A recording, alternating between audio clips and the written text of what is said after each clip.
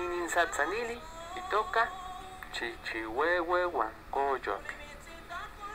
Se chichihuehue ayotmo okitlasotlaya niteco. Ayotmo xitlamaca ininchichi. Che tetlayelti, che huehue. Otlatacoya ayotmo kitlamaca. Okinami coyotl kilhuia. Tleca titlatlacoya. Amo nitlacua por inchenihuehue.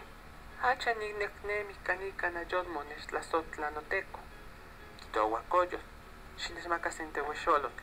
Nia son pateotle niquixtitin. Iuan tehuan tiquisas, uan tihuahualos, uan timiscahuiliteuas, uan tiquitas niman mistlamacaske. Iuan oya teotla, uan oquiquixtili huexolotl, uan chichihuehue oquistlahuahuantihui. Guá, guá, guá.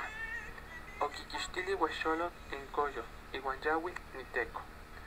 Ay, no chichihuehue, yoquiquixtili huexolotl en coyotl.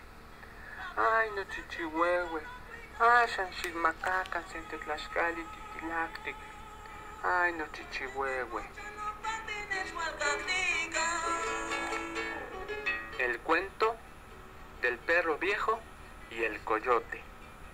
Este era un perro viejo, al cual ya no quería su dueño. Ya no se le daba de comer. Aquel perro que ya apestaba y era viejo, el perro estaba triste, porque ya no le daban de comer. Se encontró con el coyote, que le decía: ¿por qué estás triste? No tengo que comer, porque ya estoy viejo. Ahora ando por aquí, vagando. Mi amo ya no me quiere.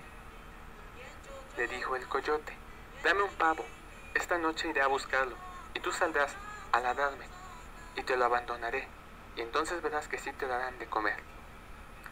Y llegó la noche, y el coyote fue a sacar un pavo, y el perro viejo salió a ladrarle. ¡Guau, guau, guau! El perro le quitó el pavo al coyote, y entonces salió su amo. ¡Ay, mi perro viejo! Ya le quitó el pavo al coyote. ¡Ay, mi perro viejo! Ahora que le den de comer una tortilla gruesa. ¡Ay, mi perro viejo!